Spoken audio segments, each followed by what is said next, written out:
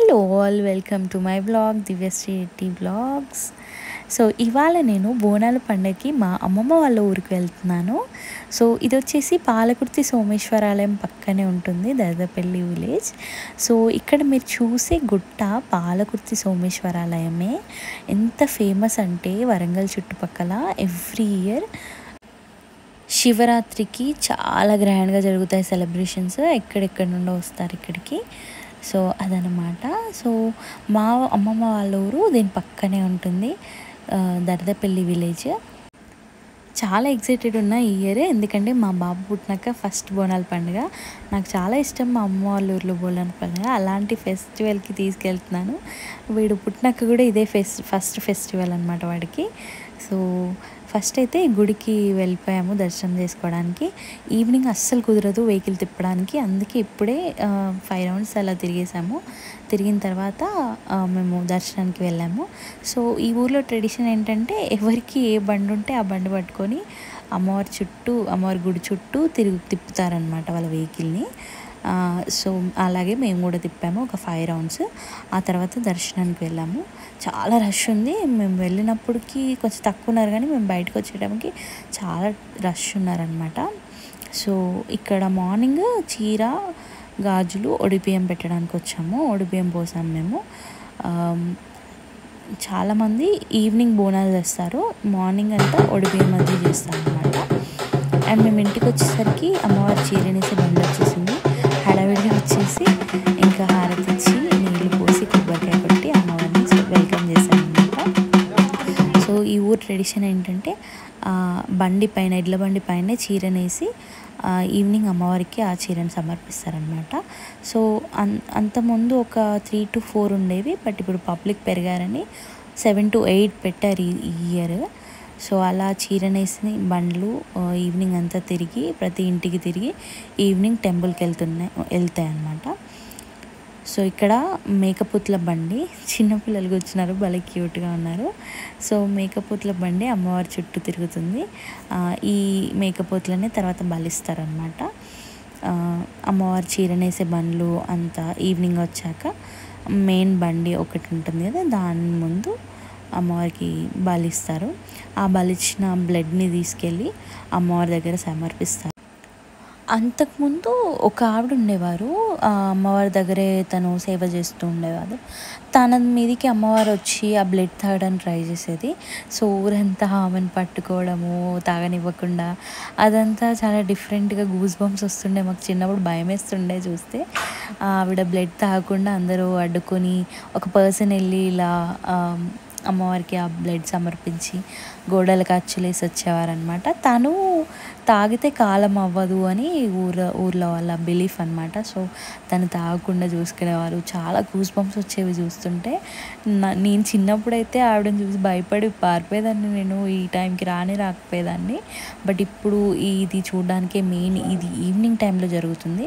So ఇది చూడడానికి నేను మెయిన్గా వస్తుంటాను. సో వన్స్ అలా బలిచ్చాక ఆ చీరనేసిన బండ్లన్నీ అమ్మవారి గుడి చుట్టూ తిరుగుతాయి. ఆ తర్వాత నార్మల్ మన ఊర్లో వాళ్ళ బండ్లు తిప్పుతారు. మనకి ఏది ఉంటే అది మార్నింగ్ మంచిగా కడుక్కొని బొట్లు పెట్టి అంత వాళ్ళ ఫ్యామిలీ పిల్లలు, మెయిన్లీ బాయ్సే వెళ్తుంటారు, బట్ ఎవరి ఇష్టం వాళ్ళది. సో అట్లా కార్స్, బైక్స్ కొత్తగా ఏది తీసుకున్నా అమ్మవారి గుడి చుట్టూ తిప్పే అలవాటు ఉంది ఈ ఊర్లో. అంత ప్రయారిటీ ఇస్తారు అమ్మవారికి. అండ్ ఈ ఊర్లో దుర్గాదేవి లేరనమాట, ఓన్లీ ఈ దండవతల్లి ఒక్కరే ఉన్నారు. ఆ అమ్మవారే ఊరు మొత్తం చూసుకుంటుందని వాళ్ళ బిలీఫ్. సో ఇక్కడ నెక్స్ట్ నేను ఇంటికి వచ్చేసి అరౌండ్ 6 o'clock అలా ఇంటికి వచ్చాక కూరాడి పూజిస్తున్నాను. ఇది బోనం కాదు, కూరాడి. బోనం అండ్ కూరాడి రెండు డిఫరెంట్. తెలంగాణ వాళ్ళకి తెలుసు కూరాడి అంటే ఏంటో. కూరాడిని ఎవ్రీ ఫెస్టివల్కి తీసి పుదించి మళ్ళీ ఒక దగ్గర పెడతారనమాట, దేవుడి దగ్గర. సో ఇది తెలంగాణ ట్రెడిషన్, అందరం ఫాలో అవుతాము. బోనం ఈజ్ డిఫరెంట్. మీకు పక్కనే బోనం కూడా కనిపిస్తుంది నెక్స్ట్ వీడియోలో. ఆ బోనం మేము ఆల్రెడీ ఆఫ్టర్నూన్ అలా ప్రిపేర్ చేసి పెట్టాము, రెడీగా ఉంది బోనం తీసుకెళ్ళడానికి. సో బోనం వెళ్ళే ముందు నేను కూరాడి పూజించాను. అసలు నేను పూజించడం ఫస్ట్ టైం. నాకు రాదు, బట్ మా మమ్మీ చెప్తుంటే నేను నేర్చుకొని చేస్తున్నాను. ఇవన్నీ చాలా బాగుంటాయి కదా చేస్తుంటే ఫెస్టివల్స్ అప్పుడు. నాకు చాలా ఇంట్రెస్ట్ ఇవన్నీ చేయడము, బట్ అప్పుడప్పుడు వీలవ్వక చేయము. బట్ చేస్తే మాత్రం చాలా హ్యాపీగా ఉంటుంది, పాజిటివ్ ఎనర్జీ ఇస్తుంది ఇవన్నీ. నెక్స్ట్ బోనాల టైం అనమాట. అప్పటికి 8 అలా అయిపోయింది. నెక్స్ట్ బోనాలు తీసుకెళ్తారు. ఈ ఊర్లో నైట్ తీసుకెళ్తారు బోనాలు. జనరల్గా బయట అయితే వేరే ఊర్లలో నేను చూసినంత వరకు morning or afternoon or evening, but ఇక్కడైతే నైటే అవుతుంది. నైట్ 9 అలా అవుతుంది. మా నాన్నమ్మ వాళ్ళ ఊర్లో ఎవరు ఇష్టం వచ్చినప్పుడు వాళ్ళు తీసుకెళ్ళి పెట్టి వస్తుంటారు బోనం. బట్ ఈ ఊర్లో మాత్రం అందరూ వచ్చే వరకు వెయిట్ చేసి అక్కడే ఉండి అందరూ ఒకేసారి అమ్మవారికి బోనాలు తెస్తుంటారు. బాగా యూనిటీ ఉంటుంది ఈ ఊర్లో. అది నాకు చాలా నచ్చుతుంది. అలా అన్ని బోనాలు ఒకసారి వస్తుంటే చూడ్డానికే చాలా బాగుంది. అసలు బోనాల పండుగ అంటే నేను ఈ ఊర్లో చేసినంత నేను పర్సనల్లీ ఎక్కడ చూడలేదు. అయినో హైదరాబాద్లో చాలా బాగా జరుగుతాయి, బట్ ఈ ఊరి యూనిటీకి మాత్రం అసలు ఫిదా అయిపోవచ్చు. ఆ తర్వాత బోనాలన్నీ తెచ్చాక రిలాక్స్ అవుతున్నారు అందరూ.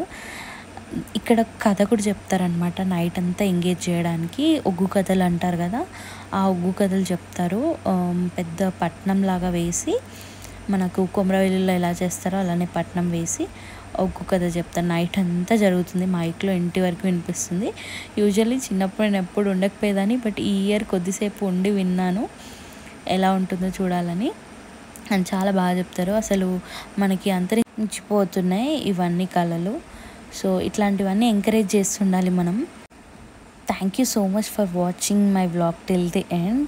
Thank you so much.